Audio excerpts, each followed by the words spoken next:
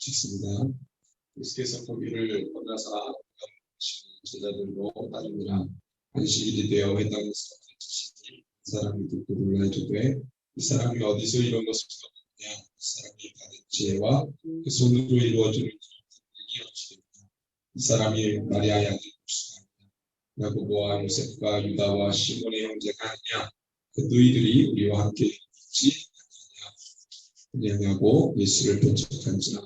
예수께서 그들에게 이르시되 자가 자기 고향과 자기 친척과 자기 집에서는 존경을 받지 못하고 있느니라 하시며 거기서는 아무 권능도 행하실 수 없어 다만 소수의 병자에게 소에 고치실 뿐이고 그들이 믿지 않음을 이상히 여기셨더라. 이에 모든 촌에 두루다니시며 가르치시더라. 12 제자를 동사 둘씩 보이시며 더러운 귀신을 제하여 주시고 명하시되 여행을 위하여 직통을 위해 음식이나 내 돈이랑 가지시며 신발 신고 두벌도 입지 말라 하시고 그이르시되 어디서든지 누구의 집에 들어가거든 그것을 떠나기까지 거듭나라. 어느 곳에서든지 너희를 영접하지 아니하고 너희 듣지도 아니하거든 거기에서 나갈 때 발 아래 문지를 그들에게 증거를 삼으라 하시니 제자들이 나가서 여기 알아주고 나를 기다리며 나는 이제 주를 갈라 하시더라. 아멘. 네, 지금 소리가 잘 들리고 있는지 모르겠네요. 네.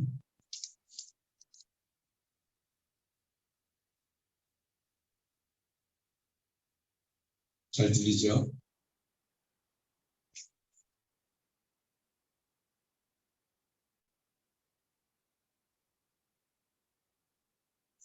네, 말씀의 제목은 저항과 사역이었습니다.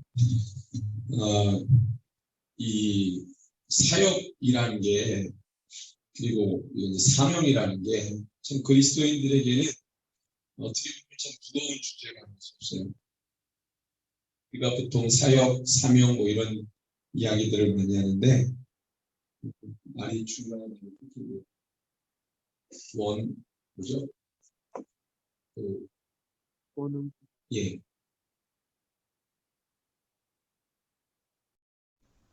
원음 활성화했어요. 네네. 네. 신혜영 성도님 소리 지금은 어떤가요?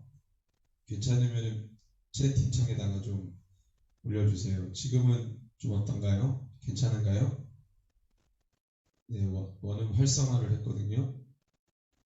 지금 잘 들리나요?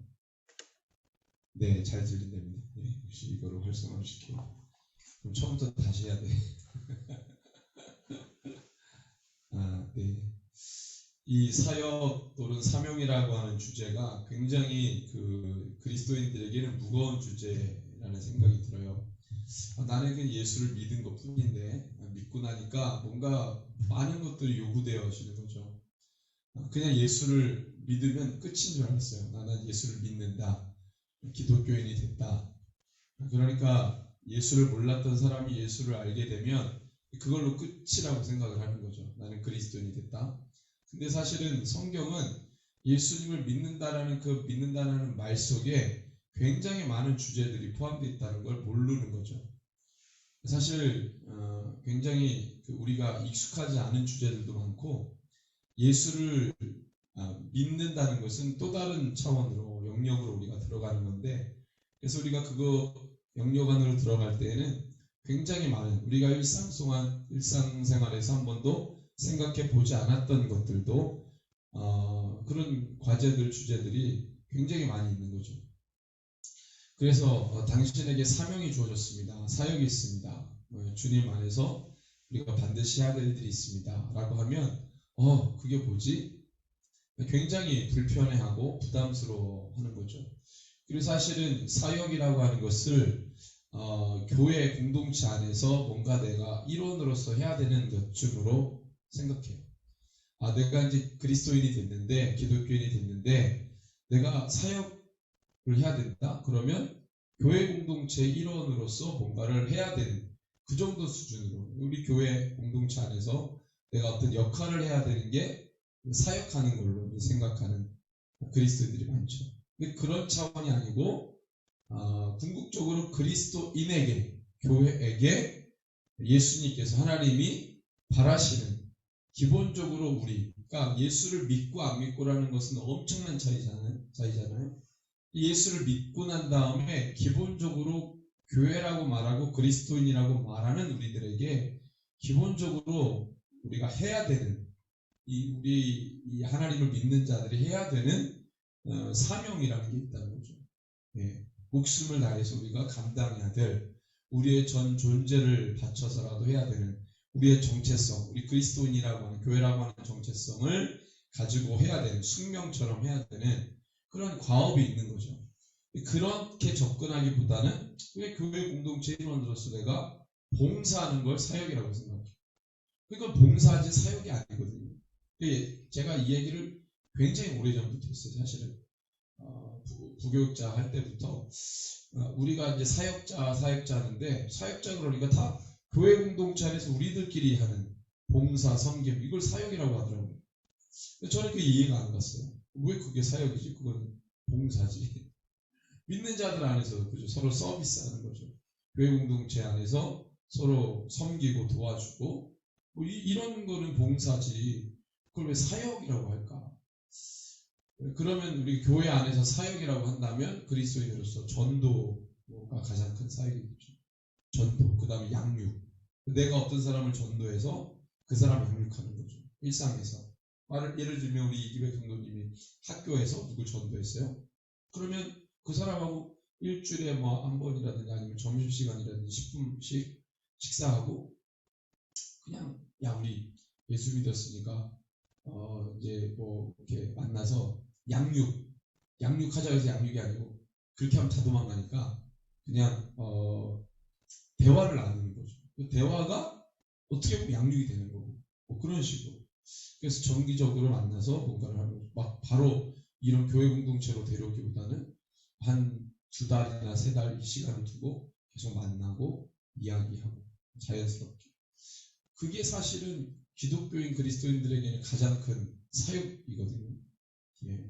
예수를 믿고 우리 교회가 해야 될 가장 큰 사역이라고 한다면 이 복음을 전하는 사역이죠. 그리고 그 사람을 키워내고 길러내고 세우는.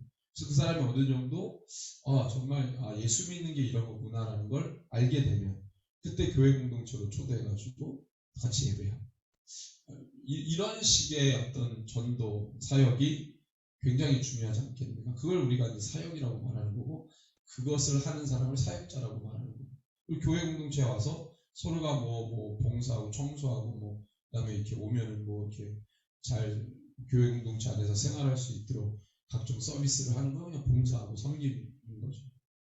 우리들 안에서 그냥 이렇게 잘 어우러지고 지내고 하나 될 수 있도록 서로 섬기는 거죠. 사실은 이 사역과 봉사의 개념을 너무 모르는 거죠. 이것을 분명히 하는 것이 중요하다고. 왜냐하면 성경에서는 예수님이 제자들을 불렀을 때 우리 그 13명의 남자 예수님과 12명의 제자들 이 공동체에 각자 서로가 우리가 모였을 때 야 너는 뭐 식사당번 너는 무슨 뭐 정리정돈 당번 너는 청소당번 뭐 이걸 사역자라고 부르진 않잖아요. 아니 예수님이 기껏 어부 출신들을 불러다가 그 다음에 죄인이라고 여김받는 자들을 불러다가 놓고 야 우리끼리 모여가지고 공동체 만들어서 야 너는 이거 역할하고 저거 역할해. 아니 서로 그거 가지고 그거 하려고 주님이 부르신 게 아니잖아요. 그들을 불러서 복음을 전하게 하기 위해서 그들을 불러서 예수님을 전하게 하기 위해서 그걸 불러서 그들이 진짜 이 세상을 변화시킬 빛과 소금이 되는 어마어마한 역할을 감당할 존재로 부른 거지. 우리끼리 모여가지고 야 너 식사당번해 야 너 이번에는 네가 해 네가 청소당번 뭐 서로 이거 하려고 주님이 부르신 게 아니거든요. 사실은 우리의 사역이라고 하는 이 개념의 수위를 전혀 다른 걸로 우리가 생각을 해야 돼요. 교회 안에서 하는 건 사역이 아니죠. 사실은 봉사와 섬김이죠. 진짜 사역은 내 삶에서 일어나는 것이죠. 내 삶에서 예수를 전하는 그런 일들이 이제 일어나는 겁니다. 우리가 이제 그렇게 하다 보면 어떤 일을 겪냐면 바로 저항을 경험합니다. 우리가 우리 저번에 이기백 성도님도 그런 얘기했는데 학교에서 복음을 전하다 보니까 쉬워요? 어려워요? 어렵잖아요. 그냥 부딪힌다고. 그 분위기와 부딪히고 실제적 어떤 사람과 부딪히고 여러 가지 환경과 부딪히고 이 저항이 생긴다고. 왜? 진짜 사역을 하려고 하다 보니. 뭐 교회 안에서 청소하는데 저항이 있어요? 점심 식사 당번하는데 저항이 있어요? 누가 저항해? 아니 우리끼리 좀 모여가지고 청소하자는데 누가 저항해? 저항이 없지. 근데 진짜 사역을 하게 되면 저항이 생겨요. 우리가 일상생활에서 이상하다. 복음을 전하려고 하면 저항이 생겨요. 공격과 반대. 이런 모든 분위기와 흐름이 있다는 거죠. 예수님도 오늘 말씀해 보니까 사실 이 두 텍스트를 우리가 읽은 거죠. 처음에는 예수님이 저항을 받으시죠. 어디 가서 자기 나사렛 동네 가가지고 예수님이 복음을 전하는데 오히려 자기 고향 사람들이 예수님을 믿지 않죠. 저항이 생겨요. 예수는 사실 어디를 가든지 예수님을 향한 저항이 있어요. 종교 지도자들이 저항해요. 뭘 좀 아는 사람들이 저항해요. 기득권자들이 저항해요. 권세자들이 저항해요. 자기네들의 기득권을 유지하고 그것을 흔들려고 하는, 자기네들의 기득권을 부시려고 한다는 생각으로 예수님을 엄청 경계하고 저항하죠. 근데 사실 예수님이 많은 사람들에게 복음을 전하고 하나님의 나라의 일들을 이야기하고 예수 그리스도의 복음을, 생명의 복음을 전하는데 많은 이들이 믿게 됐어요. 근데 병자도 고치고 귀신 떠나가고 그들이 예수님의 제자가 되고, 근데 예수님의 고향에 가니까 6장 1절에 보니까 예수께서 거기를 떠나서 고향으로 가셨다고. 예수님이 태어나신 곳은 남유다 지역 베들레헴이지만 예수님이 자라나신 곳은 나사렛이거든요. 갈릴리지요. 근데 여기서 고향이라고 하면 태어나신 곳이 아니고 자라나신 곳을 얘기해요. 예수님 자라나신 그 나사렛 동네에 가셔서 제자들과 함께 이제 다른 지역에 사셨던 것처럼 병자들을 고치고 회당에서 가르치시고 복음활동, 사역활동을 하시는데 많은 사람이 듣고 놀랬다는 거예요. 그래서 2절에 보니까 예수님 회당에서 가르치시는데 많은 사람이 듣고 놀라 이르되 이 사람이 어디서 이런 것을 얻었느냐? 이 사람이 받은 지혜와 그 손으로 이루어지는 이런 권능은 어찌 됐느냐? 고향 사람들이 놀래요. 왜? 얘가 누군지 알거든. 예수, 요셉의 아들, 마리아의 아들, 목수의 아들, 다 어렸을 때부터 같이 자랐고 누군지 알고 그 집안 사정을 아는 그 고향 사람들이에요. 그러니까 3절에 보니까 이런 마리아의 아들, 목수가 아니냐, 목수. 예수님의 직업이 뭐예요? 이 사람이 마리아의 아들, 목수가 아니냐 그래요, 목수. 그의 아버지 요셉이 목수였거든요. 그러니까 예수님도 나이 30세 이후부터 사역을 하셨으니까 30세가 될 때까지는 뭐 하셨겠어요? 아버지와 함께 목수일을 했겠죠. 고향에서 목수일을 한 거예요. 그가 마리아의 아들 목수가 아니냐? 야고보와 요셉과 유다와 시몬의 형제가 아니냐? 예수님이 장자죠. 요셉과 마리아의 장자가 예수님이에요. 그 다음에 동생들이 있었어요. 야고보와 요셉과 유다와 시몬. 그래서 여러분들 야고보 성경에 나오죠. 주의 형제 야고보 동생이에요. 그 다음에 유다 나오죠. 유다가 누구예요? 유다서를 쓴 사람. 예수님의 동생들이 예수님이 부활하시고 난 다음에 예수를 믿게 돼요. 동생들, 이 형제가 아니냐? 그 누이들이 우리와 함께 여기 있지 아니하냐? 예수님 누이들도 있었어요. 여동생들이죠. 그러니까 예수님의 가족을 너무나도 잘 아는, 적어도 예수님이 나이 30세까지 부름받기 전에, 공생의 사역하기 시기 전에 30살까지는 30년 동안 예수님과 함께 한 동네에서 살았던 사람들이에요. 그들이 예수님이 와서 이런 사역들을 하니까 놀라버린 거죠. 그리고 저는 예수는 우리와 함께 자랐던 자가 아니냐. 그 가족이 누군지를 아는데 마치 본인이 그리스도 메시아인 것처럼 하니까 고향 사람들이 믿어야 안 믿어요? 예. 3절에 보니까 믿지 않은 것뿐만 아니라 배척했다 그래요. 배척. 거부한 거예요. 거부. 그러니까 다른 곳에서는 그래도 적어도 예수님이 복음을 전했을 때 믿는 자들이 많았는데 오히려 예수님의 고향에서는 사람들이 믿지 않는 거예요. 예수님께서 그 상황을 보시고 말씀하시죠. 4절에 뭐라고 그래요? 예수께서 그들에게 이르시되 선지자가 자기 고향과 자기 친척과 자기 집에서는 존경을 받지 못함이 없느니라. 이 말은 뭐예요? 선지자가 자기 고향에서는 존경을 못 받지만 그 자기 고향을 떠나면 다른 곳에서는 존경을 받는다. 이 얘기거든요. 그래서 이 나사렛 동네에서 마찬가지로 예수님이 존경을 받았다는 거예요? 못 받았다는 거예요? 못 받았다는 거죠. 거기서는 아무 권능도 행하실 수 없어 다만 소수의 병자에게만 안수하여 고치실 뿐이다. 그리고 그 나사렛 동네의 분위기는 뭐였어요? 예수님 배척했죠? 그들이 믿지 않음을 인하여 이상히 여기셨다 그랬어요. 왜 고향에서는 예수님의 고향에서는 정작 예수님을 믿지 않으려고 했을까요? 왜 배척하려고 했을까요? 왜 배척했을까요? 근데 이 익숙함이라고 하는 것이 굉장히 큰 걸림돌이 되는 거예요. 익숙함. 누가 익숙한 거예요? 예수님.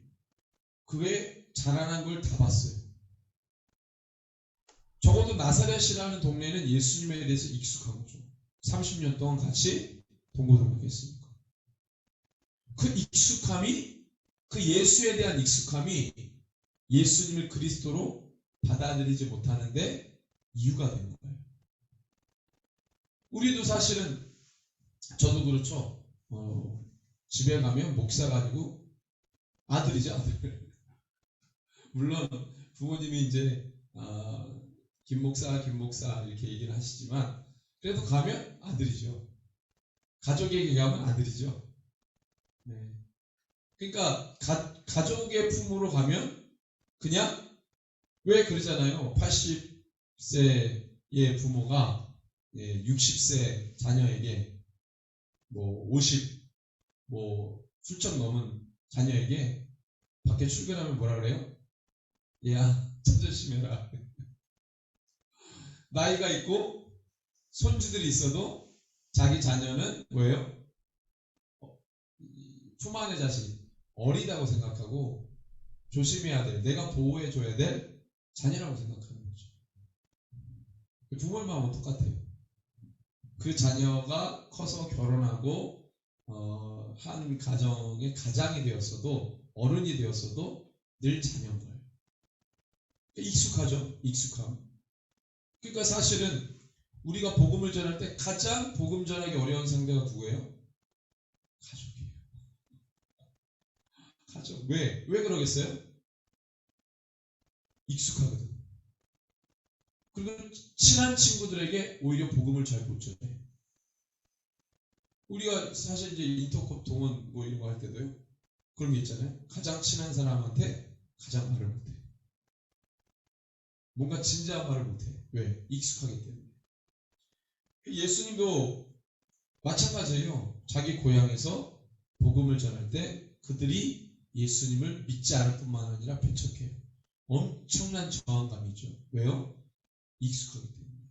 그러니까 익숙함이 오히려 복음을 받아들이지 못하는데 걸림돌이에요. 사실은 7절에서 13절에 보면은 예수님이 이제 제자들을 둘씩 지방으로 보내시잖아요. 사역을 보내시는데 뭘 가지고 가지 말아라고 말해요? 8절에 보니까 명하시되 여행을 위하여 지팡이 외에는 양식이나 배낭이나 전대 돈이나 아무것도 가지지 마라. 두벌 옷도 입지 말라. 신만 신고 가라. 이렇게 얘기해요. 이게 뭘까? 뭐는 가지고 가라 그러고 뭐는 가지고 가지 말라. 가지고 가지 말라고 하는 것들은 뭐예요? 내가 늘 가지고 다녔던 익숙한 것들이죠. 오히려 그것을 의지할까봐 그 익숙한 것에 길들여지고 의지할까봐 그것에 대해서 의지하지 말라고. 이 주의 사명을 감당할 때 너가 너에게 안정감을 주었던, 너를 익숙하게, 너가 익숙했던 그런 부분들을 가지고 가지 말라. 그것을 버려라 라고 말씀하시는 거죠. 그렇다고 신발을 벗고 다닐 수는 없잖아요. 그 뜨거운 중동 지역에서 맨발로 다니면 발바닥이 어떻게 되겠어요? 있겠죠. 그렇지만 다른 어떤 양식이나 배낭이나 전대, 돈 이런 거는 내가 의지하기 시작하면 한도 끝도 없어요. 두 벌 옷도 마찬가지예요. 그때 당시에 유대 사람들은 겉옷을 한 벌씩 더 가지고 다녀요. 그게 큰 재산이거든요. 그러니까 내가 소중히 여겼고, 내가 많이 의지했고, 내가 많이 익숙하고, 내가 나에게 안정감을 주었던 것들을 다 버리라고 말해요. 우리가 복음을 전할 때 그 익숙함이 나에게 안정감을 주잖아요. 그게 막 있어야 되잖아요. 그것을 복음을 전할 때에는, 우리가 사명을 감당할 때에는 과감하게 버리라고 말하는 거예요. 그것에 연민을 가지거나 그것에 집착하지 말라고 말해요. 그래서 의지하지 말라고 말해요. 우리가 의지할 대상은 누굽니까? 너가 익숙해왔던, 너에게 안정감을 주었던 것들이 아니라 바로 너에게 7절에 보니까 둘씩둘씩 보내시며, 그냥 보내신 게 아니라 뭘 주셨어요? 더러운 귀신을 제어하는 권능을 주셨대요. 하나님으로부터 주는 권능은 받고 너에게 익숙한, 너에게 안정감을 주었던 모든 것들은 다 버리라는 거예요. 우리가 취해야 될 것들이 무엇인지, 우리가 버려야 될 것들이 무엇인지를 분명히 해야 되는 것이 아주 중요합니다. 그래서 우리가 사역을 감당할 때 사역 영성이라고 하는 건 뭐냐면 취할 것과 버릴 것을 잘 구분하는 거예요. 그리고 우리를 끊임없이 익숙하게 만들고 길들이게 만들고 그것에 대해서 의지하도록 만드는 것들로부터 다 우리가 버리고 내려놓고 나가야 되는 것이죠. 왜? 그것이 우리를 끊임없이 저항하기 때문에. 우리가 신앙생활 할 때 자꾸 버리라고 하는 이유가 뭐예요? 버리지 않으면 그것 때문에 내가 주의 사역을 감당하고 신앙이 성장하는데 엄청난 저항을 받습니다. 그렇게 하다 거기에 무릎 꿇을 수밖에 없어요.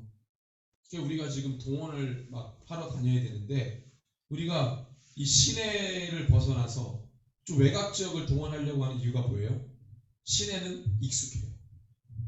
받은 사람들도 많아. 이제. 옛날부터 받아온 사람들, 그리고 이거에 대해서 아는 사람들, 알아서 안 하려고 하는 사람들.